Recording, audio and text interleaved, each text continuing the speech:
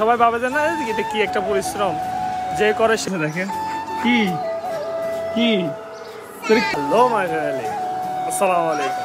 আপনারা সবাই কেমন আছেন? আশা করি অনেকটা ভালো আছেন। তো নতুন একটা ব্লগ ভিডিও নিয়ে আপনাদের মাঝে উপস্থিত হয়ে গেলাম। তো আমি দোকান নিয়ে বের হচ্ছি, পাটা ধুলাম। এই যে একটা কি করতেছে দেখেন, কি কি তোর কি দিব? আমি চা নিয়ে চলে যেতেছি। এরা চা দিছি, এরা চা দিই না কেন? এর জন্য এই দেখেন কাপ নিয়ে দাঁড়া দিছে। কি দিব? দেও কি দিব? তো গাইস ভিডিওটি দেখতে থাকুন। বাসা থেকে একটা চা দিয়ে আসলাম, এই যে আরেকটা খাওয়ালাম। মাত্র রুটি খাইছে 15 টাকা দিয়ে খাইতেছে। মোটামুটি দোকান নিয়ে বের হয়ে গেছি। আর যেটা সত্যি কথা, মানে অনেক পরিমাণে নিজে ক্লান্ত লাগতেছে।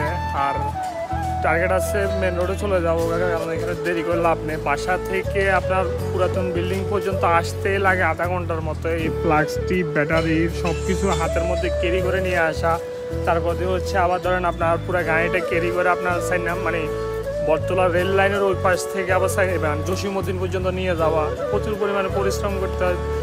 সবাই ভাবে যে না এটা কি একটা পরিশ্রম, যে করে সে বলতে পারবে কতটুকু পরিশ্রম লাগে। তো ভিডিওটি দেখতে থাকুন। মেন রোডে যাওয়ার পরে কথা দিচ্ছে দোকানদারি চলতেছে, আলহামদুলিল্লাহ মোটামুটি ভালোই দোকানদারি চলতেছে। আর এই যে সিগারেট আর সব কিছু গোছায় ফেলাইছি, সব কারণ হচ্ছে আমার বিভিন্ন মশলাগুলো সব ছোটো বাচ্চারা খেয়ে ফেলে। এর জন্য এগুলারে আমি একটা প্লাস্টিক দিয়ে ডাইকা ভালো করে এক জায়গায় রেখে দেবো, বাচ্চারা যেন খাইতে না পারে।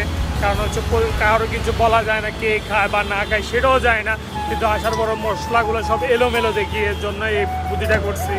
মানে সব কিছু পরিষ্কার করছি। এই যে দেখেন একটা দোকান পুরো নিট অ্যান্ড ক্লিন।